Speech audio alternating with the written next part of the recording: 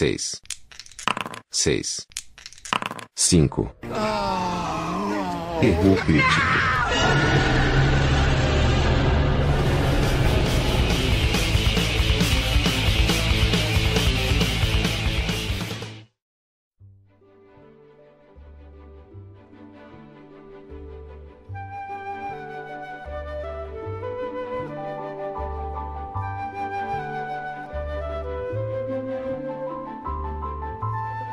Senhoras e senhores, reunidos, esse que vos fala João, nosso amigo Ciro. Oi. E nosso amigo Adilson. Eu. Estamos aqui novamente para encher o ouvido de vocês com linguiça, abobrinhas e muita besteira, totalmente de qualidade duvidosa, né? Isso que é totalmente duvidoso. Uma característica aí, acho que uma característica desse podcast. A parte de vocês, totalmente duvidosa, eu digo mais. Totalmente duvidosa. E para hoje, vamos trazer para vocês nada mais nada menos que um clássico. O clássico. Toca a vinheta do clássico.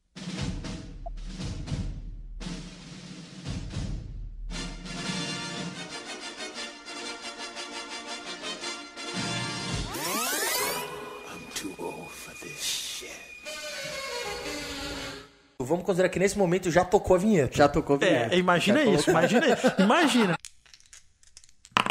Essa animação, criada no início dos anos 80, lá pelos States United of America, televisionado, transmitido pela CBS, coprodução da Marvel. Estamos falando de nada mais nada menos do que Dungeons and Dragons, mais conhecida aqui na República da Banana como Caverna do Dragão. Aquele é o Vingador, a força do mal. Eu sou o mestre dos magos, seu guia em Caverna do Dragão. Caverna do Dragão. E para começar, vamos falar um pouco sobre o desenho em si, né, galera? Vamos falar sobre a história do desenho, seus roteiros aí, até mesmo a arte. Somos total especialista pra caramba nos desenhos das artes. Então, é uma opinião assim fundamentada. Nossa, fundamentada. O máximo que eu consigo chegar aí, às vezes eu identifico o que é ocidental e o que é oriental, porque aí difere bastante e falo, opa, isso aí é oriental. No caso Nem do sempre. Caverna do Dragão, inclusive, já é uma linha cinza isso aí. Por quê? Porque é um desenho com traços ocidentais, mas feito por uma produtora oriental. Exato. Então esse aí já falou, complica. Opa, tem uma, né? Diga-se de passagem, a produtora oriental é a Toei Animation, né? Que fez Dragon Ball e Cavaleiro do Zodíaco, né, velho? Então... Pois é, não sabia não. O mestre dos magos disse que o fogo no gelo nos mostraria o caminho de casa. E vamos falar então um pouco sobre personagens, episódios mais simbólicos, mais bacanas pra cada um ou não. Então vamos começar com uma ordem que eu gosto bastante, que não é a ordem em progresso, mas é a ordem alfabética. Então, senhor Adilson, o que o senhor tem a nos acrescentar sobre essa incrível animação no que se diz respeito do desenho em si, seus personagens, suas histórias e tudo mais? Bom, acho que todo mundo que tá ouvindo isso aqui já deve ter assistido pelo menos um episódio do Caverna do Dragão, né, cara? Inclusive tem um box de DVD aí, eu nem sei se isso é oficial ou se é algum fã que fez, porque não sei como que tá a questão dos direitos disso. Se eu não me engano, tem uma galera que é detentora dos direitos aí desde 2011, que já passou na mão de um monte de gente, né? Foi até da Disney já, durante um tempo, Pô, seria legal se continuasse sendo da Disney. Não é mais. Tudo isso é culpa do Vingador. Devíamos fazer alguma coisa com esse cara. Mas a gente tá falando de um desenho que conta a história de 5 amigos, pré-adolescentes, adolescentes. Estão indo num parquinho de diversão, eles entram numa montanha-russa, que é uma montanha-russa do D&D, temática, e no meio desse caminho, essa montanha-russa transporta eles para um universo paralelo, para um mundo paralelo, e nesse mundo, cada um deles assume aí uma classe heróica, ganham armas mágicas, e basicamente o desenho é uma série de episódios one shot, que pouco tem conexão um com o outro, que conta a história desse grupo de amigos que tenta achar o caminho de volta para casa. Então eles entendem que eles magicamente foram transportados para esse universo. Esse universo é um universo de fantasia medieval. Dentro desse universo de fantasia medieval, eles têm que enfrentar os perigos ali de vilões e monstros e criaturas e desafios medievais, tentando achar um portal mágico que os traga de volta ao parque de diversões de onde eles originalmente saíram no começo do desenho, que, vale ressaltar, não existe um episódio que conta essa história. Toda essa história prévia aos desenhos, propriamente dito, aos episódios, ela passa na abertura do desenho, que no Brasil nunca apareceu. Nunca Nunca rolou. apareceu. Não, pelo menos não, acho que não na TV Na TV, aberta, isso, né? na TV nunca apareceu. Na TV aberta, não. Mas no box, por exemplo, do Caverna do Dragão, antes de cada episódio, repete. Essa é a abertura do desenho, né? A abertura do desenho é essa historinha deles indo na atração do parque, sendo teleportado, chegando lá, conhecem uma criatura mágica, um anãozinho, que dá pra cada um deles uma arma mágica, e cada um desses caras, então, se transforma num herói e começam a viver altas confusões dentro da terra chamada no desenho como o Reino. Sua força ficou muito fraca e inerte, velhote. Fala um pouco aí dos personagens, cara. O que você acha dos personagens dentro do desenho, né? Eu acho que a gente pode começar a falar pelo Eric, que é o cavaleiro. Eu sabia que a gente não devia confiar naquele monstro. Ele provavelmente está vendendo Bob e Sheila pro Vingador nesse exato momento. Ele tem, eu acho que, a função de escape cômico. Ele é o personagem que sempre briga, sempre é do contra, ele sempre resmunga, nada pra ele tá bom. E ele é o que sente mais falta de casa, mais falta do conforto, mais falta de tudo que ele perdeu ao ir pro mundo. E as coisas meio, assim, incômodas costumam acontecer com ele, né? Se tem um personagem que vira um monstro lá, um bicho feio, é ele que vira. Ele é o que se ferra, né? Ele é o que se ferra. O Eric foi criado meio como uma obrigação, assim. Existia lá uma associação de pais nos Estados Unidos que foi consultada em tempos de pré-produção do desenho, e meio que houve uma obrigação, como a história vai contar o dia a dia de um grupo, vocês precisam fazer um personagem que prove a todo episódio que a força do grupo é maior do que a força do indivíduo. Então, eles meio que tiveram que criar um personagem que seria o do contra, de propósito, para que a todo momento fosse mostrado que a ideia dele, por ser contrária do grupo, é a pior. E a ideia do grupo é a melhor. E esse cara, esse primeiro dos 5 amigos, é o cara que recebe como arma mágica o escudo, né? Ele tem um escudo mágico que, teoricamente, é invulnerável. Depois disso, a gente vai passar, acho que, pra Diana. A Diana é uma acrobata, que já era uma acrobata bem talentosa, e ela ganha um bastão mágico. Temos que achar uma solução, não podemos deixar que ele piore. Esse bastão mágico, ele meio que... ele é bastante resistente, ele consegue se esticar até um certo tamanho, e ele é meio que parece o bastãozinho demolidor, assim, você bate nas coisas, ele ricocheteia e volta pra ela. E tem um lance que acho que o bastão, não, ele quebra, mas ele se reestrutura. Reestrutura sozinho. Isso. A Diana é o meu personagem favorito, assim, eu acho. Eu acho ela é meio equilibrada, assim, sabe, mentalmente, eu acho. E eu acho que na execução ela manda bem. Ela faz o trampo dela ali, cara. Eu acho que ela executa.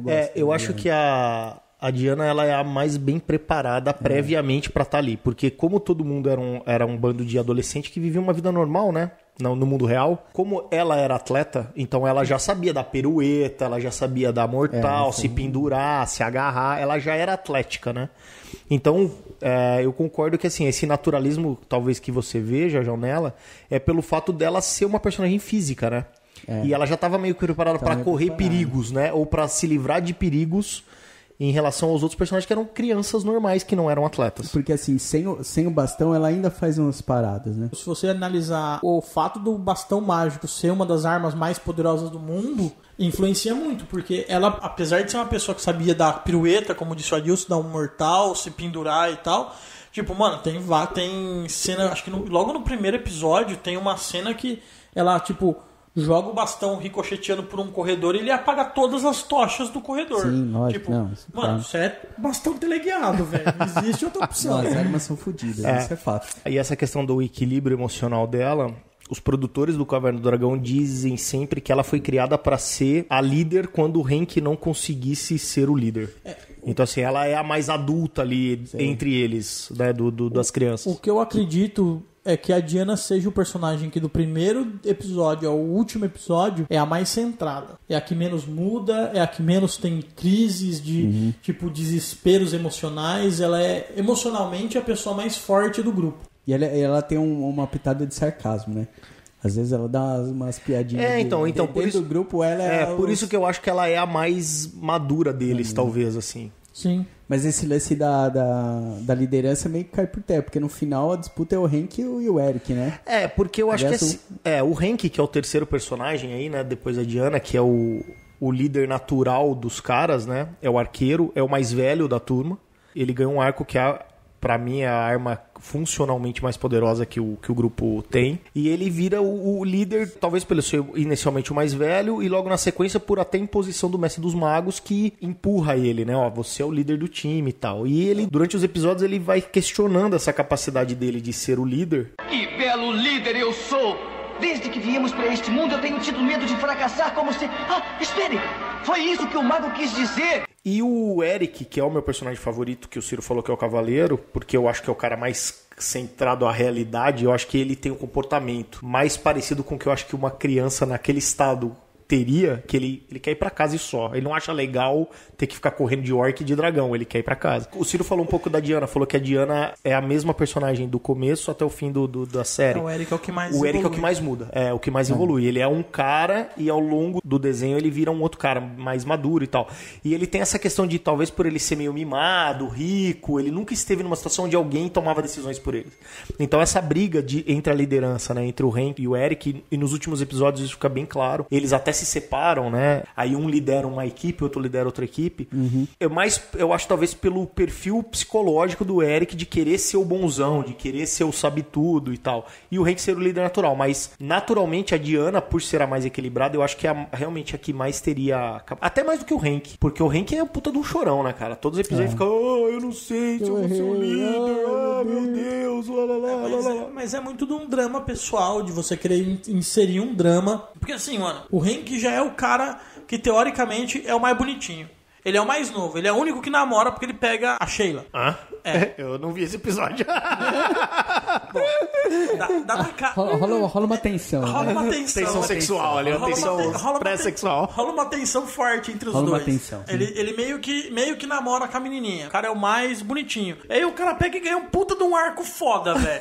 Mano, esse cara tem que ter algum defeito, velho. O defeito dele é a parte psicológica de ser bundão, velho. De ser bunda mole e ficar se questionando a todo momento. Né, mano? Mas o Hank, cara, o Hank é exatamente isso, né? O que difere nos últimos episódios bastante com o Eric entrando nessa jogada de querer, é que o Hank até o final, desde o começo até o final, o Hank é muito mais reativo. Deu merda, ele faz alguma coisa. Né? E o Eric... Pô, vamos lá então, vamos fazer essa parada e acabou e dá o peito. O Hank aceita, também, né? O Hank é o cara mais passivo, ele aceita. Exato. Então, mas eu acho que o Hank, no começo dos episódios, ele é mais seguro. Ele vai se tornando psicologicamente mais chorão, como disse o Adilson, mais frágil com o passar dos episódios. Mas eu acho que isso vem muito do fato do Hank ser um cara que no mundo real, o Eric no mundo real era um cara normal. Ele não era um cara popular. E lá ele vai aprendendo o seu valor. O Hank no mundo real era um cara que não falhava. Era um cara que tudo dava certo pra ele. Quando ele começa a ser o líder e todo episódio atrás de episódio, tipo, eles tentam e falham, eles até conseguem o objetivo implícito no episódio, mas o objetivo final, que é escapar, voltar pra casa, é voltar pra casa, eles não voltam. Ele começa, tipo, as falhas começam a minar essa confiança dele. Pode ser. Faz sentido. Também, sim. Eu concordo. Quem mais temos? Temos a Sheila, eu já comecei a falar, que é a menina bonitinha. É que ela é má, eu tenho certeza disso. E agora, só por minha culpa, ela está livre de posse daquele anel. Mais delicadinha. A Patrícia, né? Ela é o poço da Diana. Enquanto a Diana é atleta ali, ela é a menininha que devia namorar o quarterback se ela ficasse no mundo real. Ela é a menininha que quer namorar o quarterback, que quer namorar o Hank, no caso. E ela é a menininha que precisa ser salva. Apesar do item dela ser uma capa de invisibilidade e esse item dá pra ela a chance de escapar dos perigos com muito mais facilidade que os outros membros do grupo, eu acho que ela é a dama em perigo do grupo. Ela é a menina frágil, ela é a menina que eu, pelo menos, não vejo em momento nenhum, tirando uma ou outra atitude dela, ela falando assim, não, eu vou enfrentar o perigo. É sempre todo mundo preocupado em não deixar ela correr risco. E acho que a relação dela com a classe, com o papel ladino, que é dado pelo Mestre dos Magos, né? Ela acaba na capa, né? Não. Sem a capa, ela não tem nada de ladino. Eles tentam fazer alguns episódios centrados em alguns personagens, né? Um episódio que é mais importante é a participação da Diana, do Eric e tal. E no episódio dela, porque ela também chega uma hora que começa lá, perto do final do desenho, que ela começa a se questionar o valor e tal, porque ela coloca os caras em enrascadas por ser essa donzela que precisa ser resgatada o tempo todo. Aí chega uma hora que ela meio que, beleza, eu tenho que provar o meu valor. E aí ela tenta meio que ser a furtiva, né? Eu vou ser a que vai entrar lá sozinha, vou tentar resolver, vou trazer pra trás e tal. E aí eles exploram um pouco disso, porque ela também tá lá, eu sou uma inútil, Mas ela não é ardilosa, né? Não, ela não é não é. muito do papai. Ela não é do tipo assim que vai entrar numa taverna e roubar. E pá, E pegar seduzir, dinheiro pra alguém. enganar, não sei o que, enganar, não. Ela é Bem muito, longe disso. muito- E aí tem quem mais? O Bob e o Presto. o penúltimo. Vamos falar do Bob. Então, o Bob, ele é o mais novo, ele é irmão da Sheila. Como toda criança, ele tem um pavio curto. Pois eu vou esmagá-los! E isso acaba trazendo problemas pro grupo. E acho que outra coisa que traz problemas pro grupo é que tudo que ele faz, o grupo passa a mão na cabeça dele por ele ser novo. E o único que critica as atitudes dele é o Eric e normalmente barra na irmã superprotetora. Dentro do grupo, os que mais brigam entre si é o Eric com o Bob. Talvez pelo Eric ter essa infantilidade inicialmente e ser também o crianção do grupo. E ao mesmo tempo ele não querer ser isso e tentar impor que ele é mais velho pro Bob, que é uma criança impulsiva, como o Ciro falou e tal. E por ser um impulsivo, ele ganha o papel de bárbaro do grupo e um tacape mágico. Em termos de arma de ataque, talvez seja a mais destrutiva, até mais do que o arco. Porque, mano, tem episódio que ele bate no chão E abre uma montanha. um canyon, velho. O bagulho, tipo, forma um canyon instantaneamente. É o tacar pelo Capitão Caverna. Foi pro outro desenho. Depois dele temos o Presto, né? Ocus Delirium, Alakazam, faça uma mágica que nos tire daqui! Ele tem o potencial, acredito, o potencial de ser o personagem mais poderoso do grupo, mas ele também foi sacaneado com o item que mais Mais difícil de usar.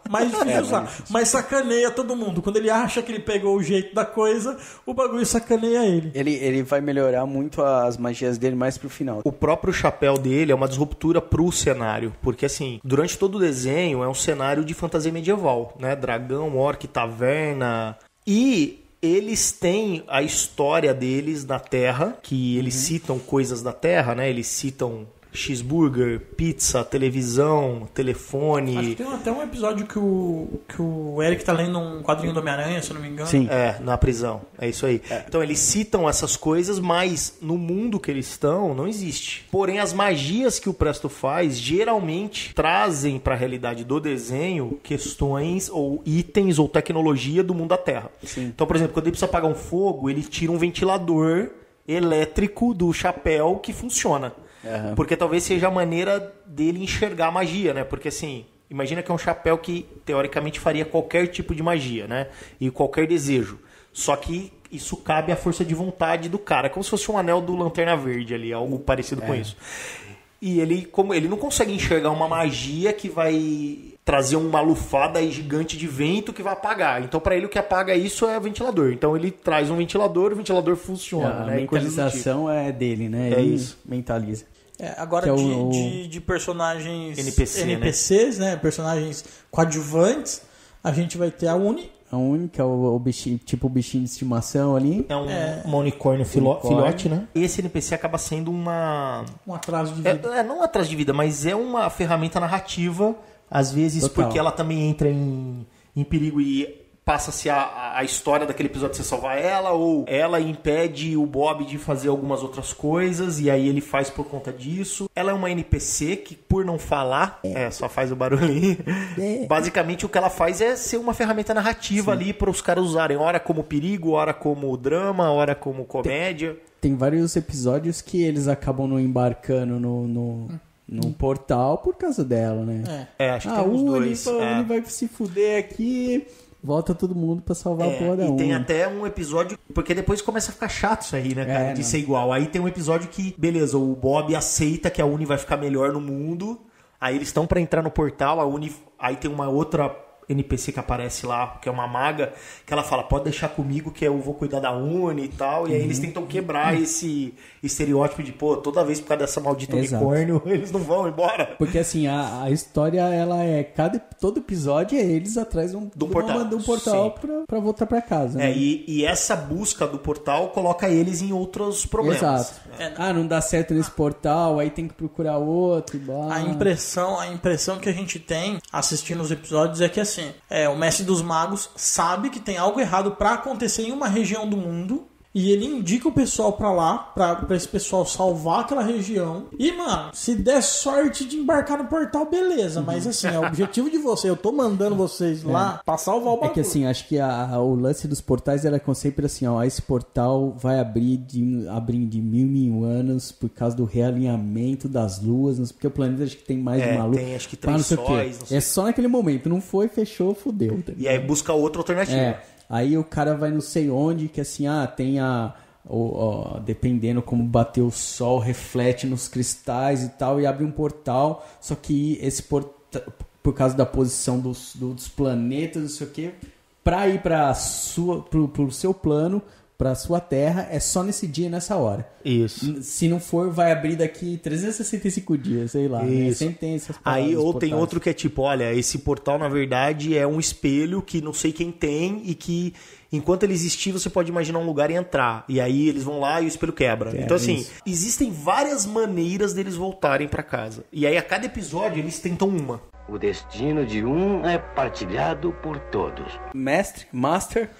Dungeon Master, que é o careca Mestre dos Magos, que é um cara que tenta guiar a galera, né? Acho que até o Ciro acabou de falar, e coloca eles nas aventuras, né? Tentando guiá-los para que eles voltem ao mundo. Vamos supor que o Mestre dos Magos é um cara bonzinho, né? Vamos supor que ele só quer o bem da molecada, mas a gente vê que entre uma tentativa e outra para voltar para casa, a molecada tá sempre arrumando problemas lá, como o Ciro falou.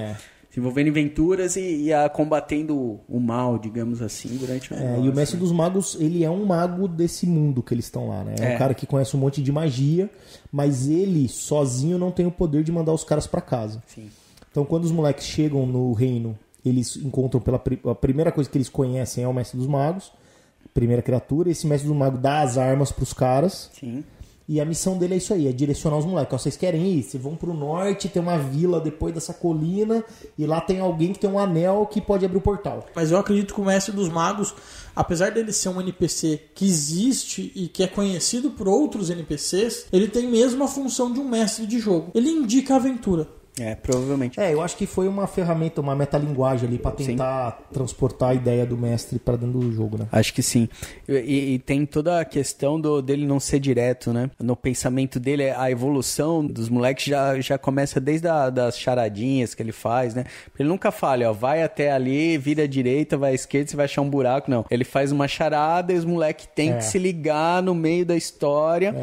O que o Mestre dos Magos falou de não sei o que era azul. Então, eu acho que tem muito disso, de você tentar, tipo, através das charadas, não dar nada muito mastigado, mostrar que o grupo tem que evoluir, tem que prestar atenção e melhorar. Mas eu acho que isso tem muito também de alguns anos antes, um filme ter feito muito sucesso com uma pessoa, com uma criatura bem baixinha e que fala de forma estranha, que chama Yoda, né? E eu acho que tem muito disso, de você tentar puxar, tanto que, ele é anormalmente pequeno e ele não é um anão, né? Ele não é uma criatura nenhuma, ele é um Yoda daquele mundo. Apesar dele ter lá uma Yoda, uma Yoda feia. Mas eles falam muito de Star Wars durante o Caverna do Dragão. É porque eu imagino que é isso aí, na época, um dos ícones da cultura pop naquele momento que tava bombando era o Star Wars, né, cara? Então eles falam do Kenobi, falam do Yoda, eles falam de Star Wars. Bom, e não menos importante, acho que pra fechar essa questão de histórias e personagens e tal, o grande vilão, que é nada mais ou menos do que o Vingador. Não, é o Vingador. Achei que fosse a Sombra. O Demônio das Sombras. O Demônio da Sombra é um parceiro ali, né, do Vingador. Um personagem coadjuvante importante, porque ele tá sempre lá, mas ele é um capacho ali do Vingador, né? Todos os que me desafiam devem ser punidos. Principalmente nos primeiros episódios, primeira temporada, ele é o vilão, né? Isso. Depois vão tendo outros, ele dá uma sumida, ele aparece, né? Mas assim, ele é o grande antagonista da série, é o Vingador, né? Tanto que o Mestre dos Magos, acho que é no primeiro episódio também, ele fala que o Vingador é o mal daquele mundo, o mal encarnado naquele mundo é o Vingador. Como tinha um Ra nos nos Thundercats, tinha o Vingador do Caverna do Dragão. Ele é o vilão da série. O vilão Quem quer ferrar com os moleque é o Vingador, né? Por causa das armas. Ele acha que com aquelas armas ele ficaria praticamente indestrutível, realmente destrutível. E ele persegue a molecada pra tentar pegar e colocar empecilhos no meio das aventuras dos moleques pra ficar com a arma com ele, né? Em acho que 1 ou 2 episódios ele cita que ele precisa da arma por um objetivo específico. Ele tem um arquirrival, o Vingador, que é uma dragoa de 5 cabeças, que é a Tiamat. Que eu, quando assisti quando criança, nunca imaginei que era fêmea. Pra mim era sempre o dragão, mesmo porque na dublagem em português eles chamam o dragão. E esse dragão é uma criatura muito poderosa e é a única criatura que o Vingador assume que ele tem medo e que pode derrotá-lo. Mas se ele tiver as armas dos moleques, ele vai ser poderoso o suficiente pra derrotar essa dragoa. Né? É isso, né, cara? Ele é poderosíssimo. Ele manja de magia, ele luta na mão, ele tem espada, ele tem o cavalo alado, fudido, pesadelo. Cavalo alado que não tem asa. A gente nunca sabe quem é o Vingador, né? Durante todo o... Da onde veio o Vingador sim. Por que ele tá ali. A gente sabe que ele é o vilão e acabou. Mas no segundo episódio, se eu não me engano, eu acho que no segundo episódio da primeira temporada, quando eles derrotam o Vingador no final do episódio, aparece tipo um monólogo do Mestre dos Magos e ele fala, o Vingador foi o meu maior erro. E eu acredito que, no geral, a galera imaginava que ele era algum tipo de discípulo que se tornou maligno. É o Tiamat! Vocês invadiram o cemitério dos dragões! Espere, Tiamat! Você tem que nos ajudar! Uma curiosidade é que Tiamat é uma figura real de mitologia. Mitologia suméria, se não me engano.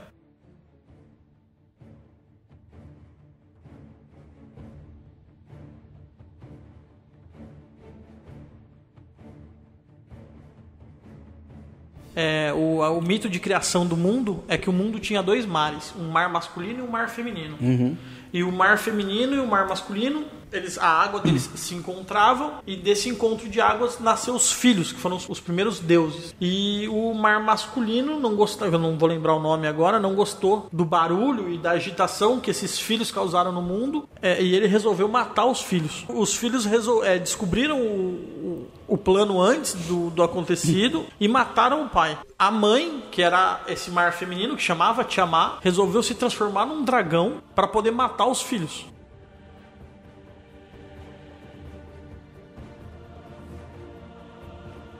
Os filhos da dragoa faziam um acordo com um dos filhos dele, que era um neto dela, vamos dizer assim, da Tiamat. E esse neto dela assume o papel de matar a Tiamat desde que ele se tornasse o deus principal do panteão. E ele mata a Tiamat e corta a Tiamat ao meio. Das 2 metades da Tiamat, uma metade nasce o céu e a outra metade nasce a terra. E é assim que foi feito a terra, né? Segundo a mitologia deles. Então, que só tinha o mar. Antes só tinha o mar. Só tinha os mares. É um mar que flutuava no universo. É um mar que flutuou os mares.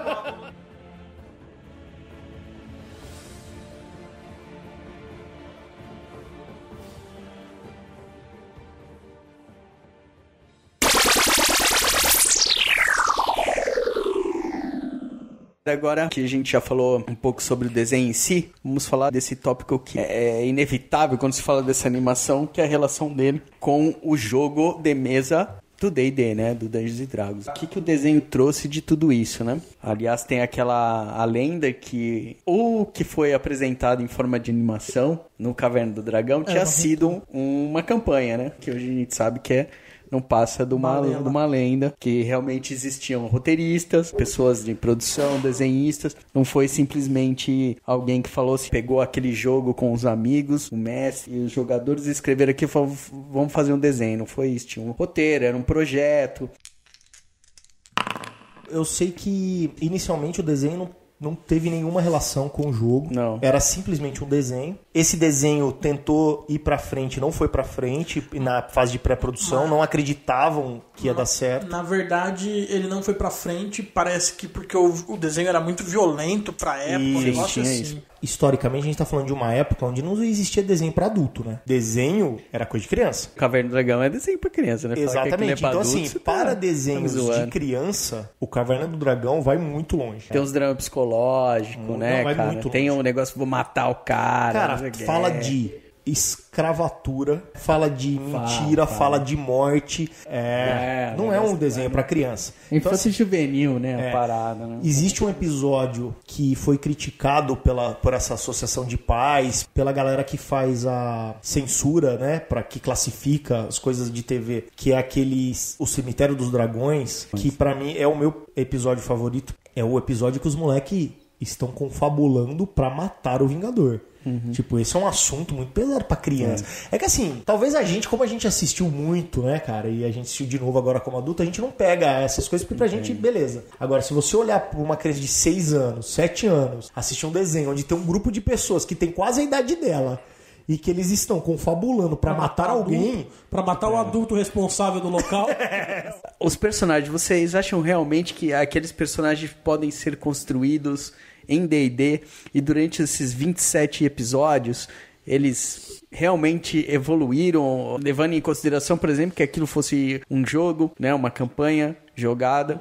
O que vocês acham? Eu acho que não, cara. Eu acho que assim, claramente, a galera que criou isso, que estava por trás do desenho, bebeu na fonte. Eles, depois que o desenho virou, não foi pra frente porque era muito violento, aí resolveram dar uma outra roupagem pro desenho. Deram um novo skin aí com cara de D&D mesmo. Aí chamou o Caverna do Dragão, compraram direitos. O Gary Gygax lá trabalhou na produção do desenho. Então assim, o cara que criou o D&D tava perto da galera. Então assim, eles usam NPCs, eles usam monstros, eles usam conceitos do jogo. Mas assim, não é um desenho feito pra pegar o jogo e transformar em desenho. Não é. Pra mim tá claro. Eu acho que pra quem joga D&D principalmente, dá pra perceber claramente que assim, o desenho é só um desenho, não é aquela balela de aventura, nem nada disso. No primeiro desenho tem uma cena que a Tiamat vem atrás deles e eles conseguem capturar, na verdade prender a Tiamat dentro de uma caverna pra eles poderem escapar. Imaginando que sejam os personagens de level baixo, level 1, level 2,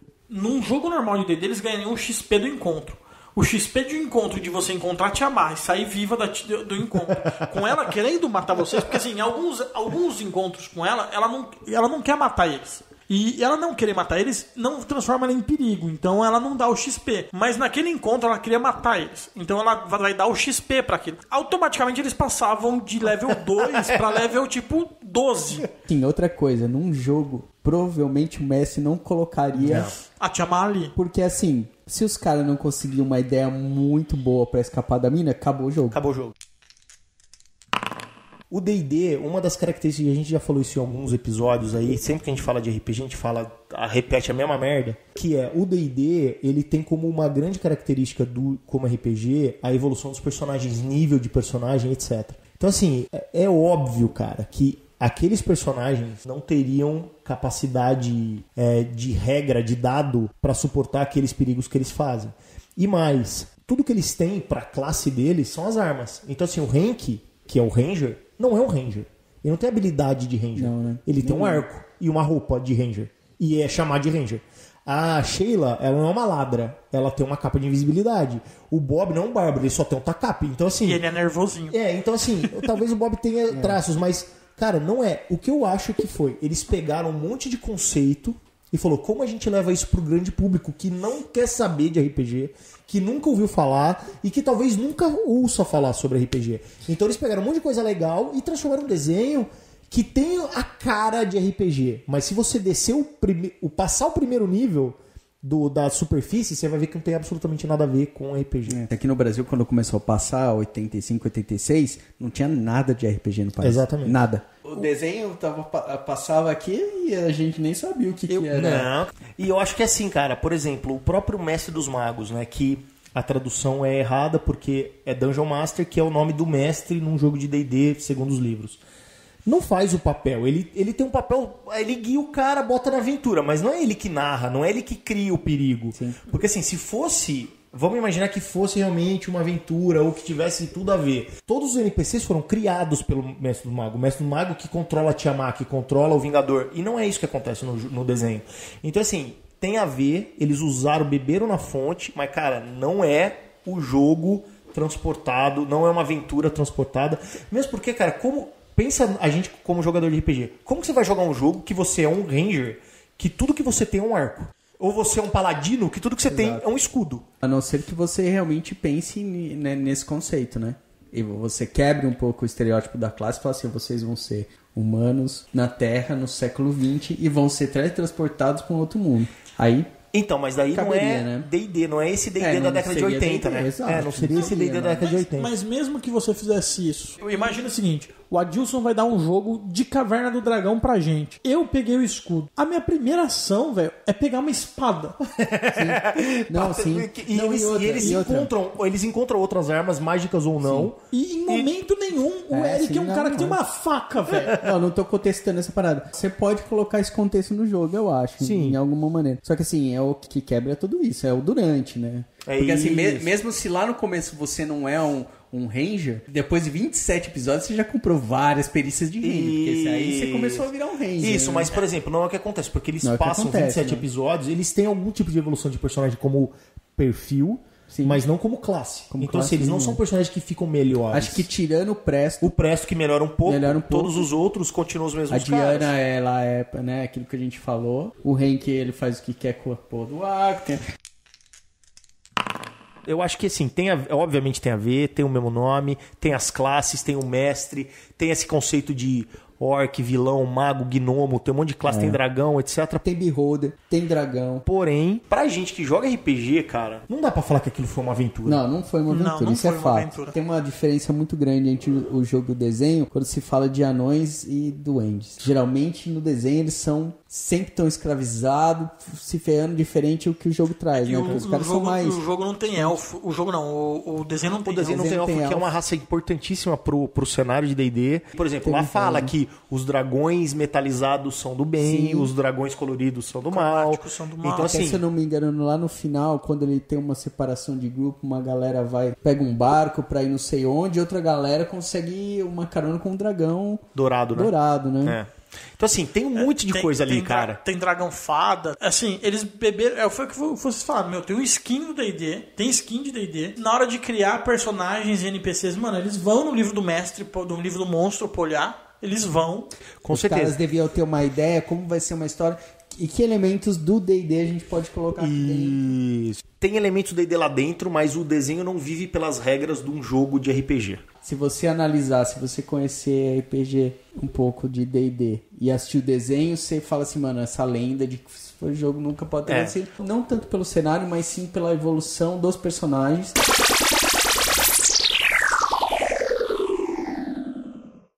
E agora a gente entra na lenda dentro da lenda, né? A lenda da lenda. Inception. Porque assim, o desenho nunca acabou, né? Não é que nem hoje, né? Que o cara cria uma franquia com uma história, ele tem que acabar aquela história, senão a galera pira, vai na internet, xinga muito no Twitter e tal. Muito no Twitter. Não tinha isso. Não tinha como. Você ia fazer o quê? Escrever uma cartinha pra CBR. Então assim, a galera fazia e chegava uma hora que falou, acabou, galera, não vamos fazer mais. E beleza, próxima. Mas, como tinha a lenda disso ser um jogo, tinha também a lenda disso ter um fim, que era um fim de jogo. Que até entrou naquela sua questão, que eu disse que você colocou, do Mestre do Magos, não faz o papel da Tiamat, não sei o que no final tem um pouco disso. Uma das lendas fala que o Mestre dos Magos era... E o Vingador era a mesma pessoa, ser. E a Tiamat era um anjo que tentava avisar os caras, né? E na verdade eles estavam mortos, que já tinham... Então, né, o cara que inventou isso deve ser o mesmo cara que inventou que tinha um facão dentro dos bonecos do Fofão.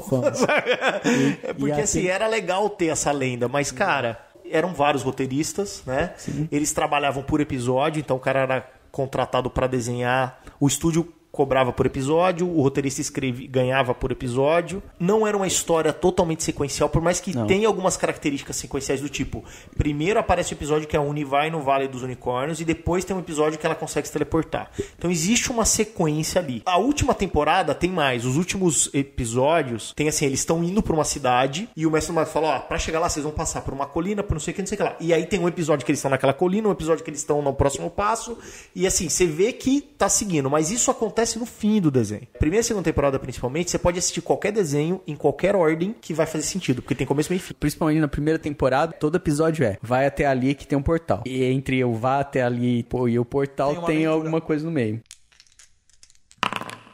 Aconteceu basicamente o seguinte, o desenho durou 3 temporadas, cada temporada tem um número de episódios específico, acho que a primeira tem 8, depois tem 6 e a outra tem 6, sei lá quantos. Total são 27 ao todo. São 27 episódios. E quando eles estavam acabando a terceira temporada, o desenho se tornou muito caro. Era um desenho que levava algumas técnicas meio que revolucionárias. Então tinha muito efeito especial de luz, tinha muito efeito especial de som e se tornou um desenho muito caro para se produzir. Cada episódio era muito caro. Dizer que se você prestar atenção como tinha a Marvel no meio, você pega algumas coisas que a Marvel colocava em outros desenhos e seriados da época. Tipo, eu nunca notei, acho que eu não tenho essa capacidade, mas dizem que, por exemplo, que em determinado episódio do Caverna do Dragão, toca a mesma música, por exemplo, tocava naquele seriado do Hulk. Tem umas coisas assim, sabe? Eu não sabia disso não. Bom, e aí o que acontece? Teve o 27º episódio, aí chegaram por um roteirista, um dos caras, e falou, cara, a gente vai acabar a terceira temporada. Faça o roteiro do último episódio. Só que a gente não sabe se esse desenho vai continuar. Então você tem que fazer um roteiro que encerre esse arco que a gente começou há 3 anos atrás, mas que deixe aberto para uma possível continuidade ou não da série. Então você encerra, mas deixa uma porta aberta. E o cara escreveu esse episódio. Ele chamou de Requiem. E tinha uma questão também, se eu não me engano, é que eles queriam transformar um pouco o peso do desenho, né? Eles queriam ser menos infantil, mais juvenil, né? Isso. E o cara queria ficar mais pegado o negócio. E esse episódio que o cara tinha que escrever, esse roteiro, tinha que começar a fazer essa transformação. A gente estava numa época onde o desenho era muito caro para se fazer, D&D já não era tão bem visto porque tinha dado problema em historinhas nos Estados Unidos. Tinha rolado uns assassinatos aí. A galera queria proibir o jogo. Todo mundo associava... É igual alguns jogos de videogame. Todo mundo associava. Deu merda. O cara joga RPG... Joga D&D, a culpa é do D&D. E aí o que acontece? Ele vendeu esse episódio, ele recebeu pelo episódio, porém o pessoal da produção falou, não vamos produzir o episódio, o desenho acabou. E aí vieram as lendas. Não existia internet na época, mas depois de 90 e pouco aí, final da década de 90, a internet começou a existir, e aí as lendas começaram a circular com mais facilidade ao redor do mundo, e aí começaram as lendas que, os moleques estavam mortos e ali era o inferno. B, o vilão é o mestre dos magos que blá blá blá. E C, I, D, e um monte de lenda. Várias, né? Esse cara resolveu falar, não, galera, não é isso. A história é o seguinte, eu fui pago para fazer um episódio e simplesmente o episódio não foi desenhado. E aí ele publicou o roteiro que ele vendeu no site dele. O cara matou todas as lendas e falou, cara, o Caverna do Dragão iria acabar dessa forma. E essa temporada, né? Isso, essa temporada acabaria assim, e aí isso aqui eu cumpri o que os caras me pediram. Eu posso simplesmente aceitar que acabou assim ou que a coisa acontece. E esse episódio é conhecido como Requiem. E esse episódio, depois que o cara publicou, tem um cara que ele fez um fanzine como se fosse uma HQ desse último episódio. Essa HQ também pode ser achada na internet. Ele usou, porque você falou da Marvel, porque ele usou o logo da Marvel na capa que ele fez, mas ele mesmo disse, isso aqui é só sacanagem. Não tem a Marvel, não tem, é pra tentar deixar com cara de original. De verdade. Mas, cara, quando eu li o Requiem, que potencial, velho, pra ter HQ. Muito mais legal que a animação, eu acho. Cara, é muito bom. Se a Marvel recuperasse esse direito, seria bem bacana. Seria bacana. História em quadrinhos, cara, eu acho. Com certeza. E esse Requiem, cara, encerra esse arco. E se você começar a assistir de novo o Caverna do Dragão, depois que você leu o Requiem, você vê que eles plantaram isso ao longo do desenho. Encaixado, né? Tá. Até quando a gente falou do desenho, olha, o Mestre dos Magos fala assim, eu errei, foi esse aí. Tal, e tem um episódio na terceira temporada que o Mestre dos Magos fala uma frase que é batida pra quem não conhece o Requiem, pode passar despercebido, mas quem vê o Requiem, você fala, isso realmente era uma verdade. O cara não inventou para aquele último episódio. Essa história existia. Tem um episódio, o Vingador tá derrotado, e aí o Mestre dos Magos chega perto dele, e eles vão se teleportar para um outro lugar. E aí o Mestre dos Magos fala, meu filho, levanta e vai embora, pro Vingador. Levante-se, meu filho. Vamos. Realmente, no Requiem, conta que o Vingador É filho. é filho do Mestre dos Magos. Ainda mais assim, se não tivesse uma relação, você vai chamar aquele cara, ou por mais benevolente que você seja, né? Aquele cara, você, ô filho da puta, vaza, mano, vaza que você vai se fuder. Tá ligado? E ele Some daqui. E ele fala com, Vai falar, assim, com filho, dramas, filho, vai embora, tal. E o Requiem conta uma história, que é a última aventura deles ali naquele mundo, naquele universo. Começa o episódio com uma aposta entre o Mestre dos Magos e o Vingador. E o Vingador fala assim, os seus pupilos não são nada sem você. E o Mestre dos Magos fala, não, eles cresceram, eles evoluíram, como o Ciro falou, né, Evolução a evolução do personagem. O João falou das charadas, né, do cara ser melhor por si só, como grupo, sem depender do Mestre dos Magos. E o Mestre dos Magos falou, não, eles alcançaram um nível de maturidade que eles não precisam de mim. Então vamos fazer uma aposta. Vamos dar um problema pra eles e você não vai se interferir em nada, custe o que custar. Se você ganhar, velho, eu nunca mais me meto neles. Se você perder, as armas dos moleques são minhas. E o Mestre dos Magos topa. E aí começa o episódio, né? Que não foi produzido. Os moleques começam a ter problemas ali com o dragão, com uma hidra, né? Se eu não me engano é uma hidra, o grande vilão ali do inicial. Eles brigam. É hidra, né? Mas uma referência do D&D. Eles brigam, o grupo se separa e o Vingador dá uma missão. O Vingador dá uma missão pra eles. Olha, então é uma chave e vocês têm que pegar essa chave e jogar num lugar. E aí eles brigam porque parte do grupo quer fazer de um jeito, parte do grupo quer fazer do outro. Eles têm um problema fudido com a hidra. O Mestre dos Magos aparece, eles pedem ajuda. O Mestre dos Magos vira as costas. E sai andando. Eles ficam putos, eles falam, o que tá acontecendo? Aí metade do grupo fala, puta, ele deve estar sendo obrigado a fazer isso. Aí outra metade do grupo fala, não, ele é filho da puta. Que é a galera do Eric. Isso. A turma do Eric, o Mestre dos Magos é filho da puta. Isso, a turma do Hank. Não, tem alguma coisa por pobre trás Mestre disso. Meu Deus. E o que acontece? Qual é o dilema da história, desse episódio, dessa aventura? Quando eles chegam no lugar que eles têm que jogar a chave, esse lugar tem um caixão. E nesse caixão tem uma fechadura. Um sarcófago. Né? Então. E nesse sarcófago é um sarcófago que está entalhado um grande guerreiro, e tem uma fechadura. Se eu não me engano, é o desenho do Vingador, não é? Não porque não dá pra ver que é o Vingador. É um guerreiro, como se fosse um paladino, assim, né, de armadura e tal. E aí eles têm duas opções. Ou eles jogam a chave num lugar, ou eles colocam isso na fechadura. E aí tá acontecendo um problema ali, eles têm que tomar decisão rápida. Se eles jogarem, eles vão embora. Os Vingadores eles vão embora. Teoricamente eles vão pra casa. E se eles não fizerem isso, eles perderam a aposta, né? Porque aí chega o Vingador e o Mestre dos Magos na sala. Isso, aí eles ficam naquela, joga fora, treta. não sei o quê, Aí o Mestre dos Magos faz o que vocês acharem que deve fazer, o que o coração de vocês manda. E aí eles resolvem colocar na fechadura do sarcófago. E quando eles fazem isso, descobre-se que o Vingador tem uma maldição. Ele era um guerreiro, ele é um paladino, filho do Mestre dos Magos. E que a única maneira dele se libertar dessa maldição era se essa chave fosse usada nesse sarcófago. E quando os moleques põem a chave e vira, a maldição do Vingador vai embora.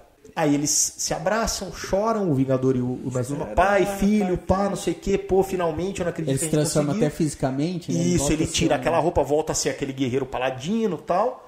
E aí o Mestre dos Magos, então, abre o portal. E aí tem um pouco da teoria da conspiração. Porque assim, então agora o filho da puta pode abrir o portal. Né? Então, basicamente, não se descartou por completo o lance que o Mestre dos Magos usou os moleques de alguma maneira. Então ele usou os moleques pra trazer o filho dele de volta. Sim. Né? E o episódio acaba quando o Mestre dos Magos fala, cara, vocês podem ir embora. Ou vocês podem continuar aqui e viver outras aventuras. Porque a gente tá falando de um mundo que sempre vai ter aventuras pra serem vividas. Porém, o Vingador, que é o grande antagonista, já não existe mais porque ele foi recuperado. E virou o paladino, grande paladino e etc. E aí acaba o paladino do Caçaro.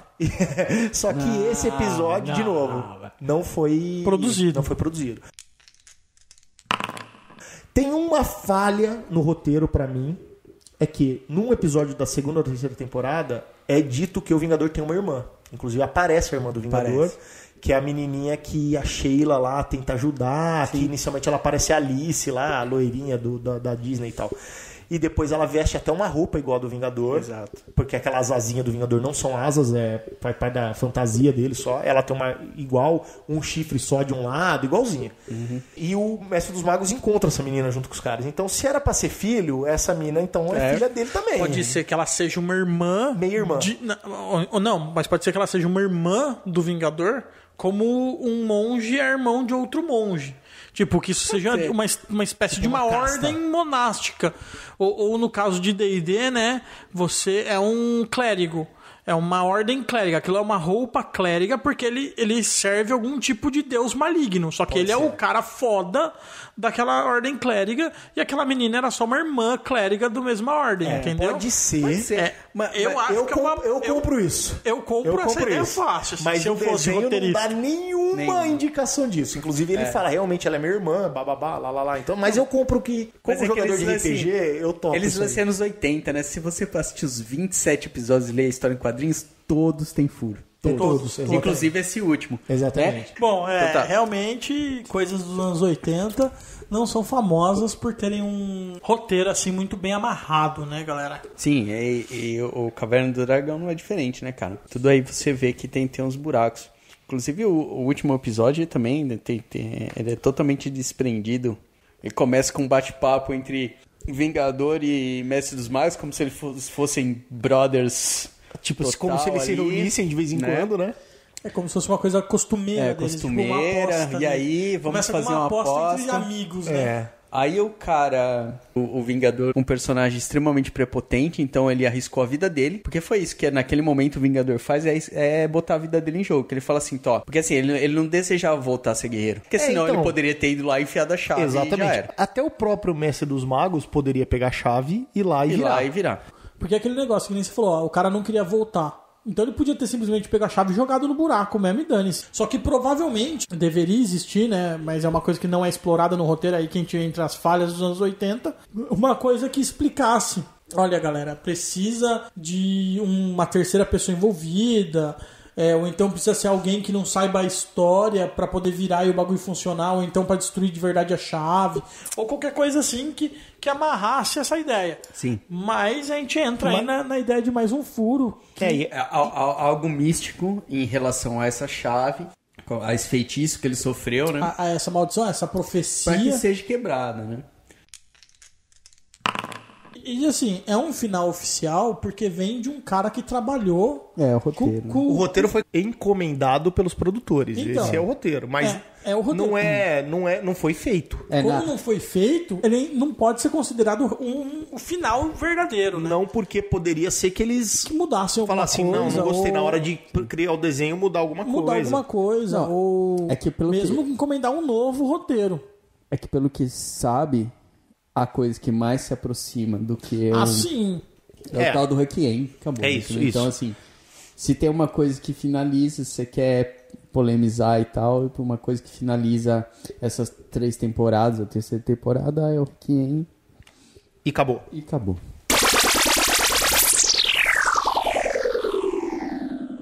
Agora, a proposta aí é a gente pensar em como cada um aqui faria o seu próprio final. Já que esse final foi tão, assim, discutido, tem as lendas, tem esse final oficial, meio oficial, nunca foi desenhado, blá blá. O que você pensaria depois de assistir 27 episódios de Caverna do Dragão? Como é que você finalizaria esse arco, né? Vamos nos colocar no papel desse cara aí que fez o Requiem, como é que a gente terminaria esse arco da história e deixaria as portas abertas para um arco futuro.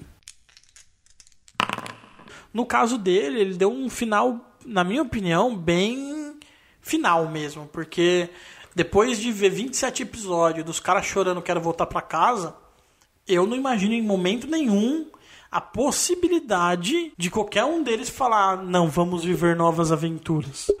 Né? Tipo, tchau e benção, meu amigo, porque tá aqui meu portal. Exato. Mas fala aí, como é que você evitaria isso, então, por exemplo? Como é que você finalizaria de uma maneira de continuar a animação? Eu acredito, para continuar a animação, eu acredito que assim, eu teria feito de uma forma ligeiramente diferente, eu teria dado um fim ao Vingador mesmo, né, da forma que o cara fez. Eu talvez não inventasse essa história de sarcófago e esses bagulho assim. Eu não salvaria o Vingador. Eu teria feito um confronto. Na minha opinião, teria que ter demorado mais de um episódio. Mas eu teria feito realmente um plano aonde os caras entrassem em contato com a história de verdade do Vingador, se explicasse que ele era filho do Mestre dos Magos e etc, beleza. Até aí tranquilo. Mas que chegasse num momento aonde se descobrisse que não há salvação. Não tem como o cara voltar a ser o filho dos Mestres dos Magos. Ele é o mal e ele tem que ser tirado do mundo. Acredito que seria um plano, poderia até envolver a Tiamat, que eles já tinham até feito planos parecidos e tal, mas que eu terminaria com o Vingador morto. E eu terminaria com eles não chegando no portal mais uma vez. Só que com a possibilidade... Como se fosse mais um episódio, Como né? se fosse mais um episódio. Só que já passou 27 quase, né? mais um, né? Só que dessa vez, em 99% dos episódios, eles não viajam pro mundo deles por alguma artimanha que o Vingador monta. Eles tirando um cara como Vingador da aba deles, tipo, a próxima eles vão. Ah, entendi. Ou seja, a sua abertura seria: eliminamos o cara que nos impede de continuar. Da próxima vez vai dar. Entendi. Alguma coisa assim. Mas deixaria muito claro que a próxima aventura realmente seria a última, entendeu? Entendi. Seria estamos indo pra casa, de verdade. Saquei. Mas é aquele negócio. Não quer que vá embora? Vai continuar? Não é uma opção, tipo, vocês escolhem. Porque se você deixar pra escolher, seria muito forçação de barra os caras ficarem. Bom, cara, isso é verdade. Eu faria algumas coisas diferentes, cara. Primeiro assim, eu acho que a redenção do Vingador é uma ideia legal, mas eu também talvez faria uma coisa meio a lá Darth Vader, assim, saca? Tipo, ele morre, mas ele se regenerou a tempo. Sei lá, no último sacrifício ele entra na frente do ataque pra salvar o Mestre dos Magos, e aí isso faz com que ele... Da Tiamat, por exemplo. E aí isso faz com que ele se volte a ser, mas o ataque foi fatal e ele morre. Poderia ser que a quest não fosse a aposta, mas a quest é... Beleza, eles estão indo pro portal, como vários outros episódios. Quando eles chegam lá, teria um confronto, por exemplo, com a Tiamat, e o Vingador se sacrificaria por algum motivo. É óbvio que você tem que elaborar o texto, as falas e tudo mais, mas ele morreria aí, mas se redimindo. E eu acho que assim, os moleques iriam embora. Pra mim abrir o portal, eles vão embora. Concordo com o Ciro que tudo que eles passaram pelo perfil dos personagens, isso, né? Não fazia sentido eles escolherem. Tipo, se você vai dar uma escolha, eles vão embora. Ou você não dá uma escolha e ele não chegou no portal. Então eu acho que ele chegaria no portal, os moleques iriam embora e eu faria uma pegada meio cíclica, assim. Tipo, eles estão indo embora e o grupo de trás da montanha-russa tá caindo no reino agora e eles vão ser os novos caras. E aí seria uma chance de talvez modernizar um pouco o link com o próprio RPG, as novas regras, tentar talvez explorar outras raças, outras classes, outras armas. E o Vingador não é mais vilão, eu criaria um novo vilão para a próxima temporada. O Mestre dos Magos estaria ali como o guia da nova turma. Seria o link pra mostrar que a gente ainda tá falando do mesmo desenho, tipo, né? Tipo assim, os moleques entrando naquele portão atrás do Mestre dos Magos, outro portal. Isso, tipo assim, imagina o seguinte, eles estão voltando, eles estão caindo no carrinho, né?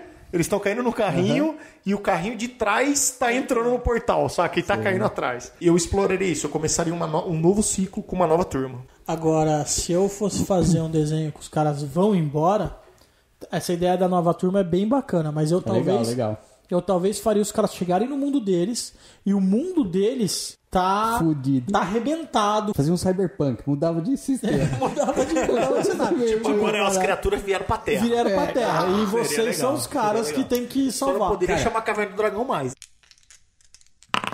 Eu faria um pouco diferente de vocês, principalmente em questão do Vingador. Porque eu não mataria o Vingador. Eu faria um puta de uma treta fudida pra anular o Vingador. Tipo assim, lá no cemitério dos dragão, onde as armas mais fudidas, os moleque, o Mestre dos Magos, junto com a Tiamat, fight fudido com o Vingador. E no final, cara, o Vingador sendo derrotado, sendo aprisionado, sem essa baboseira de filho, pode ser no máximo, assim, é implícito que foi pupilo, entendeu? Tipo assim, foi um aprendiz e foi, né, filho cacete, nem se redimir porra nenhuma, é vilão, tem que ser do mal até o fim, porque, né, tem que honrar os culhão, né, velho? E aí aprisionaria ele ali no Vingador, no cemitério ali dos dragões, deixar a Tiamat meio que uma guardiã ali, alguma coisa nesse sentido. E os moleques voltavam pra casa. Pá, mestre dos magos, obrigado, tchau. Botava a Uni lá no santuário dos motherfucker dos unicórnios, né? Porque não vamos esquecer a Uni. O Diabo da Sombra ficava solto.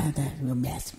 E vazava. Arrumar um novo mestre. E o mestre dos magos, muito obrigado, é nóis. Agora nós estamos tranquilos aqui. Obrigado, tá? Dava um jeito lá, arrumava, sei lá como que abria o portal, né? Fazia o portal e a molecada voltava. E aí o que eu faria, velho? Eu faria tipo assim, como a gente viu durante todo o tempo, a gente até discutiu aí, a abertura de portais é um negócio meio bastante usado durante o desenho. Eu fazia uns 10 anos depois, a molecada uns 10 anos mais velhos. Caindo lá de novo. Não, tipo, o mestre dos magos iria pros caras e pedir ajuda pra eles voltarem. Independente se fosse o Vingador, não precisava ser o Vingador podia ser até um legal para um NPC nesse momento aí, ter no meio da história alguma coisa, pô, Vingador precisando da sua ajuda, mas eu ia trazer um lance e ia trazer um negócio mais juvenil, assim, legal. Os moleques mais velhos, mais experientes. Coisa do tipo assim, tem um problema novo, preciso de vocês. Preciso de vocês e tal. E aí trazia os moleques de volta. O moleque não, aí mais adulto, né? Porque acho que o Bob era o mais novo, tinha quanto? 9 anos, 8 anos? De 8 a 10 anos, é meio dúbio aí. 10 anos ele já teria quase 20, já seria um adulto. Então dá um outro aspecto ao desenho, entendeu? Mais maduro. Então, mas você pegaria uma galera com 30 e poucos anos, né, velho? Tipo, não, vai 20 e poucos anos, quase 30 anos. O mais velho 26, não é isso? Que é o Hank? O Hank tinha 15, 16, né? 15 ou 16. Então, você estaria trazendo os caras com 26 anos. Adulto, estaria trazendo os adultos. Mas um cara com 26 anos, a menos que ele, tipo, manteve o corpinho em forma. E, tipo, mano, imagina o Hank barrigudo, velho. A Diana ia ser atleta ainda, mas o resto da galera eu não sei. Imagina a Sheila grávida, velho. Tipo, com 2 filhos em casa. Não, é um empecilho. Tipo, casada com o quarterback. Tipo, pode ser infeliz. Tem que ver. Lógico que assim, eu escrevendo, isso é uma ideia inicial. Pode ser que eu mudasse ela, porque eu não conseguiria encaixar um bom roteiro nisso. Do tipo assim, cara, por que um cara de 26 anos vai querer voltar, entendeu? Agora ele talvez tenha um filho. Mas só que assim, se eu tivesse escrito um roteiro dos 3 primeiros anos, provavelmente quando os caras voltassem, o sentimento de gratidão perante ao Mestre dos Magos por ele ter voltado pra casa seria enorme. Seria tipo assim, Mestre dos Magos é o cara pra mim. Salvou minha vida. Ele salvou minha vida, ele me trouxe de volta. Então assim, teria esse lance, entendeu? Eu já faria Você teria amarrado a história. Teria amarrado. Mas eu acho que isso seria legal, trazer os caras mais adultos, com outra cabeça, e aí você conseguiria fazer umas histórias mais juvenil. Eu acho que caberia. E você poderia fazer também, do mesmo jeito que os caras passaram 3 temporadas desesperados para voltar para casa, eles poderiam, quando chegassem em casa, sabe aquela experiência meio pós-guerra, que você chega em casa e, tipo, já não é mais o seu lar? Você já não se encaixa. Sim, não se adapta, tipo, né? Você já não é uma pessoa normal. Você andou, você lutou, você matou, você teve que fazer muita coisa que um adolescente normal não faria. É mais ou menos como... Imagina que o mundo do Walking Dead, aquele mundo normal do Walking Dead, acabasse os mortos-vivos e as pessoas pudessem retomar as vidas normais. Tipo, aquele moleque que cresceu, que agora tá sem o olho lá, o filho do Rick. Aquele Carl, velho, ele ia crescer psicopata, velho. Ele jamais ia ser uma pessoa normal. Não, eu sei, mas eu entendo, Ciro, mas eu acho que daí a gente já... Talvez a gente já esteja tentando tirar uma coisa que não é pra isso o desenho, né, cara? Tipo, não ia ter um questionamento tão grande. Assim, vamos imaginar aqui. Qual é a missão do roteirista, né? Você vai ter um desenho que tem que ser válido, tudo que aconteceu até aqui vale. Sua missão é encerrar esse arco e abrir a porta pra fazer outro. Então, assim, é óbvio que não dá pra ser tão complexo do tipo, beleza, a Sheila em 10 anos vai ser mãe.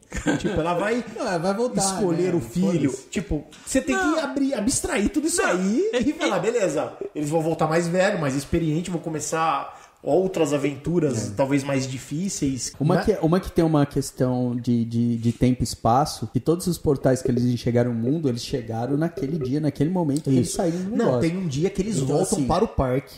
Só que o parque tá fechado porque eles voltam à noite, no mesmo dia à noite. E aí o Vingador volta com eles e começa a destruir o parque, e aí eles falam, cara, a gente tem que voltar, porque se o Vingador ficar aqui, ele vai destruir nosso mundo. Vai destruir o mundo. E aí eles voltam por conta disso. João, eu acho que essa sua ideia é muito legal, mas mudaria bem o tom do Mudaria. desenho. Pelo que algumas coisas que eu li, a ideia de se voltasse o desenho era mudar o tom, realmente. Entendi. Era ser algo mais não tão infantil e mais juvenil. A minha ideia, eu acho que é a ideia mais simples, mais continuista do que tá acontecendo. A do Adilson, ela muda bastante nesse tema de você querer mudar. E um pouco o tom da coisa, você mudando os personagens, mudando o tipo de foco, de brigas internas e piadas e etc. Só que também eu acho que a maior chance do desenho fracassar seria com a ideia do Adilson. Porque, tipo, se você mudar os personagens, é igual uma série. Se você muda os personagens principais, pode ser que você não agrade e você pode afastar aqueles que são fãs. Perde o carisma que já... Você muda. É assim, é a mesma coisa que você fazer uma continuação de um filme, onde o mundo é o mesmo, mas os personagens mudam, e a continuação do filme onde é o mesmo personagem que evolui e tal. Exato. A aceitação do público pro mesmo personagem é muito grande. É muito maior do que a mudança. Fazendo uma mesma série, no mesmo mundo, mas com outros personagens. A mudança. O risco é maior, eu concordo. Mas eu acho que como o desenho estava em baixa quando ele acabou porque ele tinha péssimas índices de audiência e tal.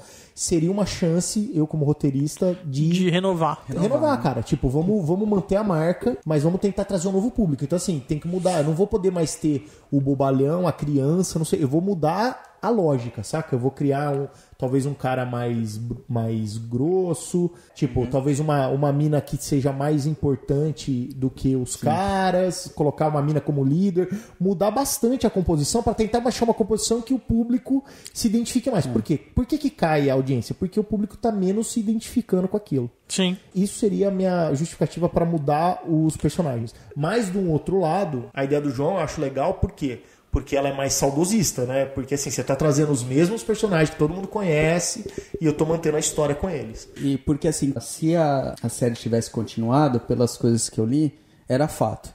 Mesmo se os moleques ali no final, vamos supor que o final é o Requiem, e aí os moleques falam, vamos ficar... A próxima temporada não seria aquela pegada, entendeu? Eles iam ter que mudar, justamente porque não tava vingando. Eles vão ter até que criar um novo vilão. Eles tinham que mudar. Iam ter que criar um novo vilão. Eu ainda mataria o Vingador. Nem transformando ele num cara bondoso, como foi o Requiem, nem matando. Eu acho que assim, esse negócio de voltar aí, filho do Mestre dos Magos, ele era bonzinho, não. Eu acho que ele é aquilo lá, ele é mau, é legal daquele jeito. Cansou, precisa sair, precisa ficar, mas não precisa matar também, eu acho. Acho que é legal ficar lá no background.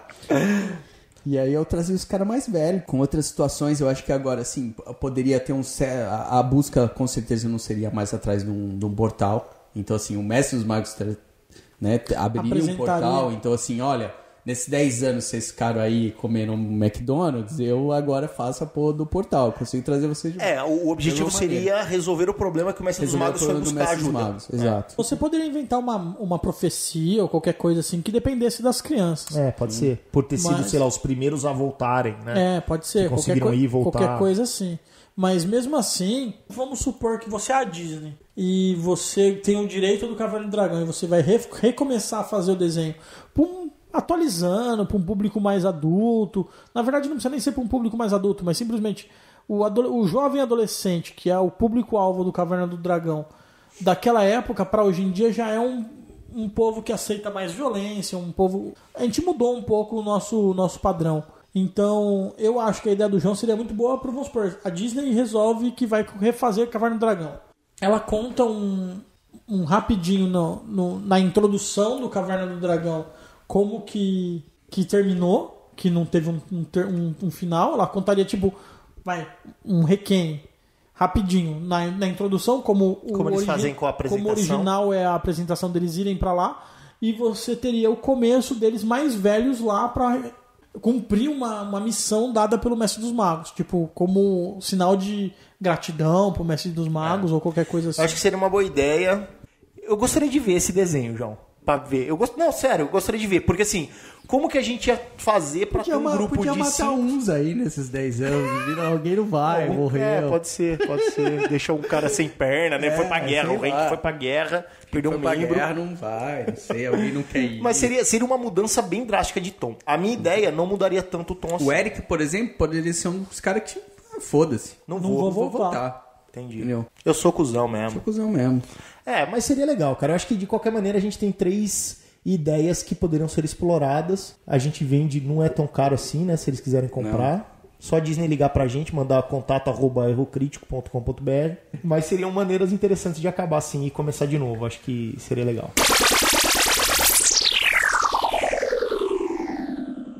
qual o veredito final, pessoal? Que vocês acham? Caverna do Dragão é uma parada bacana, uma parada que mais nostálgica, tipo, foi legal porque era criança e não tem nada que sobre, ou não, nem quando era criança era bom, ruim mesmo, uma bosta. Desde o começo, só assistia porque passava. Quero que ou era isso ou ir pra escola, então era Passava isso. na Xuxa, então a gente tinha que era obrigado a ver. É assim, eu quando criança, quando eu assisti Caverna do Dragão pela primeira vez, e como a gente falou aí, eu não tinha a mínima noção que isso tinha a ver com RPG, mesmo porque na época não tinha RPG no Brasil e eu demorei muitos anos pra conhecer RPG. Então eu sempre gostei do Caverna do Dragão pelo que ele era. Como um desenho mesmo, né? Acabou. Uhum, e eu gostei muito do Caverna do Dragão. Era um dos meus desenhos favoritos quando criança. Eu não assisti quando criança todos os episódios. Eu assisti a terceira temporada depois de velho, depois que eu comprei o box. Tem até isso, né?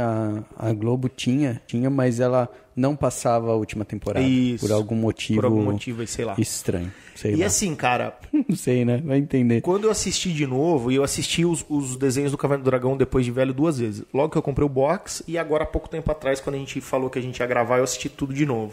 A primeira vez que eu reassisti, eu tive um pouco de... Sabe aquele sentimento do tipo, puta, eu acho que eu não deveria ter assistido, saca? Porque Sempre, né? na ideia parecia ser mais legal do que é na verdade. Porque cresce com você, né, cara? Você assiste alguma coisa pequena, cresce com você. Quando eu assisti o longa dos Transformers alguns anos atrás, foi a mesma coisa. A ideia que eu tinha do longa dos Transformers era um filme que na minha cabeça evoluiu de uma maneira fantástica. Quando eu assisti de novo, eu falei... O longa desenho, você quer O longa, dizer, né? isso, o desenho. Não. Transformers, o que existe, não o Michael Bay. E assim, cara... E foi decepcionante, cara. Né? Muito decepcionante. Porque assim, eu lembrava do Optimus Prime morrendo. Eu falei, caralho, que desenho, o Optimus Prime morre. Depois que eu assisti, eu falei, puta, mas não é tão legal. O Caverna do Dragão, quando eu assisti a primeira vez depois de adulto, eu tive um sentimento um pouco parecido. Dessa vez, assistindo de novo, eu já melhorei. Eu acho que assim, cara, é um desenho legal. Pra criança, pra adulto... É difícil, porque tem algumas piadinhas, esse lance do Presto puxar ventilador, e isso me incomoda hoje. Eu acho que não precisava ter isso, podia resolver aquele problema de uma maneira menos cartunesca. Mas eu gosto, cara, eu acho que é um desenho que para em pé, e eu gostaria, por exemplo, que meu filho assistisse Caverna do Dragão, cara. Eu acho que é um desenho legal, cara. Mas não é um desenho adulto. Por exemplo, um desenho de fantasia medieval adulto, como é o Record of Lodoss War lá... É muito mais bem elaborado como um desenho de fantasia medieval do que o Caverna do Dragão. Mas é um desenho que foi feito já mais pra frente para um público mais adulto. O Caverna do Dragão foi feito lá atrás, década de 80, pra criança. Mas eu acho que tem muita coisa legal, cara. Eu gosto do Caverna do Dragão. Eu acho que é um desenho que para em pé.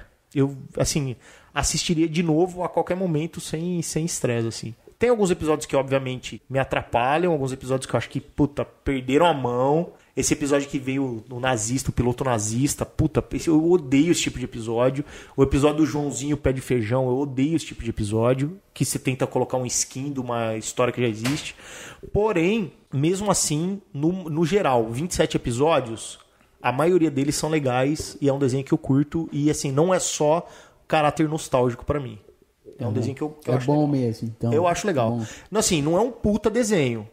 Tem desenhos de criança, por exemplo, Thundercats pra mim é um desenho mais legal. Eu acho mais legal, porque tem mais ação e tal. Os combates são mais bem feitos, mas Caverna do Dragão pra mim é um bom desenho.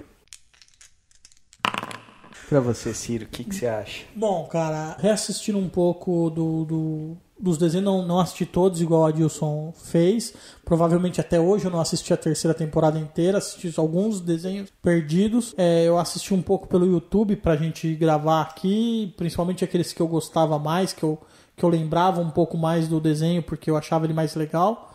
Então eu peguei principalmente esses desenhos pra reassistir. O que eu falo, cara? Eu acho que assim... Ele é mais infantil do que eu lembrava. Quando eu era criança, eu achava um desenho mais adulto. E nas nossas análises, mesmo nas minhas análises antes da gente gravar o podcast, eu lembrava dele lidando com temas mais adultos, né? Algumas coisas mais sérias. E quando você vê o desenho, o tema tá lá. Mas ele é pincelado de uma forma muito infantil.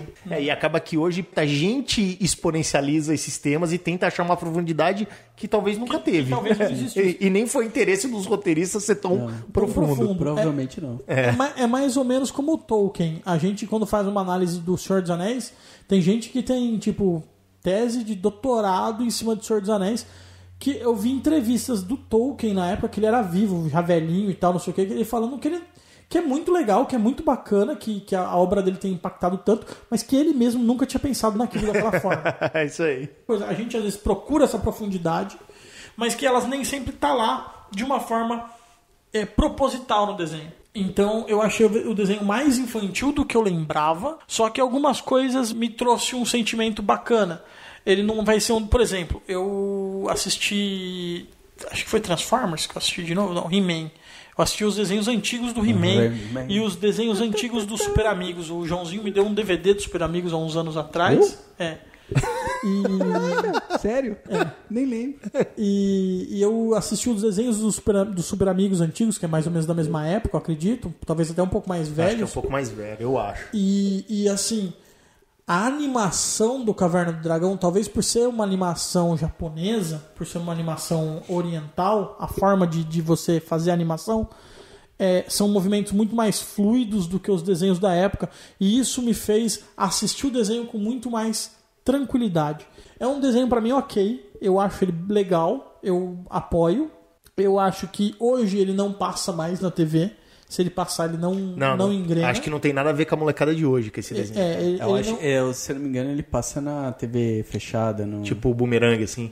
Tipo alguma coisa assim. Tooncast lá, aqueles canais de desenho velho. Isso. Então, mas esses canais, eles já são feitos pra quem é adolescente. Ou melhor, pra quem é adulto, igual a gente. E não pra criança de hoje em lógico. dia. Não, criança quer ver meninas super poderosas. Né? Não, até meninas super poderosas já é velho, né, pra criança. Já é velho. Tipo, as crianças de hoje em dia gostam de, tipo, Adventure Time, que... é aqueles desenhos da Cartoon Network meio sem nexo, meio sem sentido. Ou então tipo Max Steel, que é aqueles desenhos muito computadorizados, assim, com muita ação. Então eu acho que não é um desenho que cabe hoje em dia. Mas fez parte da minha infância. Eu gosto muito do desenho. Talvez até pelo sentimento saudosista. E também por ser um tema que eu particularmente gosto muito, que é fantasia medieval. Você pode olhar meus livros, 90% deles são de fantasia medieval. Então eu gosto muito do tema de fantasia medieval. Então pra mim é um desenho que vale. Não é um Lodoss War. Quando eu era moleque, quando eu era bem criança, eu achava mais bacana do que Lodoss War. Na minha cabeça era melhor do que Lodoss War. Hoje eu falo, Lodoss é muito melhor. Mas eu ainda acho que vale. Eu ainda acho que é um desenho bem bacana, assim. Você falou da questão dos movimentos, né, do desenho. Como foi desenhar, outra coisa que diferencia bastante também, eu acho que a pintura, né? O colorido. O Caverna tem uma grande parte do colorido dele, ele é meio opaco, assim, é meio pastel, né? Diferente de você pegar um desenho feito no estúdio americano daquela época e jogar, mano, você vai ver os amarelos berrantes, tá ligado? Tipo, negócio tudo berra. É isso aí, G.I. Joe, o Transformers era bem mais colorido, né? Mas assim, pra finalizar então, o que eu posso dizer aqui? Cara, eu acho bom, velho. Muito bom. Muito bom. Você gosta? Muito. Gostava muito. E acho que pro que se fazia nos anos 80 era muito bom. Porque isso era os anos 80. O desenho infantil era assim. Tinha essa pegada. Que eu acho que ele extrapolou pra época dele. Alguém até falou no começo que ele era algo além Então, assim, quando eu vejo Caverna do Dragão, eu não posso pensar no hoje, assim. Eu penso naquela época, assim. Eu acho que eu consigo me localizar, eu acho legal, acho que tem uma história bacana, tem personagens bacanas, é bem desenhadinho dentro dos limites. Eu acho bom, cara, acho muito bom, acho legal. Sempre achei legal e quando eu assisto de novo, às vezes, eu acho legal também. Apesar de ver, puta, que bosta, né, de roteiro, de merda, não sei o quê. Mas, assim, tem alguns episódios que são realmente patéticos, né, como você citou alguns, tem muitos furos de roteiro, de continuação, de tudo mais, mas é legal, cara. E assim, se diverte, vale. É bom. É isso aí. Vale, eu concordo. Eu concordo. Ponto. Você se divertiu? É isso aí. É o que reassistindo, não é aquele tipo de desenho que você fala, puta, eu não acredito que eu tenho que assistir essa merda pra gravar o podcast. Não dá esse sentimento. Não dá. É um desenho legal de ver. Ele, apesar de ser um desenho muito velho, ele não tem tanta cara de ser velho por ser um desenho muito bem animado. E isso que o João falou, que a gente falou no começo, é verdade. É um desenho que, pra época, ele tava muito à frente do que se fazia em termos de desenho pra criança. De TV. É fudido. Tanto que ele pena que acabou, né, cara? É uma pena. Acabou. Mas tamo aí, né? Tamo aí, né, velho? É, Era Marvel. A Marvel podia comprar essa porra aí. A gente vende as ideias aí pra eles. Quem tem os direitos aí, se quiser, tem 3 roteiristas pra ser contratado. Eu só não sei desenhar nem homem de palitinho, mas a gente ajuda no roteiro. A gente vai ser roteirista. Animador é os japoneses lá. Continua os japoneses. Quer falar mais alguma coisa, Ciro? Pesquisando o negócio de Caverna do Dragão, vi umas imagens bem bacanas, assim, de como que eles ficariam no futuro. E eu vi uma imagem do Bob velho com um barbão de viking, assim. Eu já vi, é muito legal essa imagem. Essa imagem é muito louca, é muito mano. legal. É um artista que fez, né? Tipo, os carinhas velhos, assim. Como que eles ficariam se eles tivessem ficado presos no mundo do Caverna. Imagina que eles nunca saíram de lá, nunca conseguiram. E envelheceram lá naquele mundo, virando aquilo que eles deveriam virar na série. E aí o cara faz, tipo, o Hank mó... um cara de ranger já velhão, cabelo meio branco. É muito legal. E o Bob com a Uni já adulta do lado do Bob e o Bob velho, todo musculoso, com barbão de viking e tal. Bem bacana, bem legal as imagens. Mais alguma coisa, Edilson? Cara, eu acho que de Caverna do Dragão é isso. Isso aí. Só lembrando aí dos nossos contatos, né? Se a galera quiser mandar e-mail pra gente aí, contato@errocritico.com.br. A gente deve sortear nos próximos dias aí prêmios exclusivos, né, cara, da Marvel, coisas assinadas pelo Stan Lee. E parece que tem até um carro aí, né? Tem. Então, que a Fiat quer patrocinar DeLorean. a gente. É um DeLorean.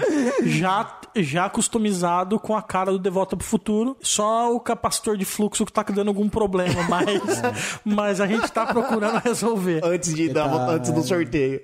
Bom lembrar que essa versão é a versão 2, é com fusão nuclear. Né? Você pode colocar cascas de banana e o seu carro anda. Banana e cerveja milha. É isso aí. E, cara, eu acho que foi a melhor escolha pra inaugurar o Clássicos aí, cara. Eu acho que essa aí. Foi bom, né? Foi bom, então. Então é isso. Fechou? E episódio 5... Daqui 15 dias, se não atrasar. Eu vou dar um spoiler, galera. Hadouken. É isso aí. Falou, galera. Acabou? Obrigado. Tchau. Valeu, Ciro. Falou. Valeu, Adilson. É nóis, valeu. Até o próximo.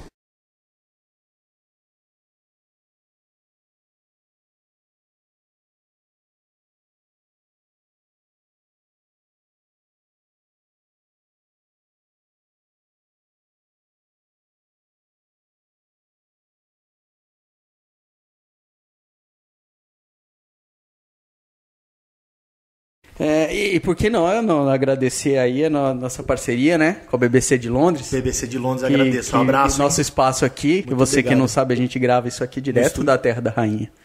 Da Terra dos Sex Pistols. Do Jack Stripador. Jax.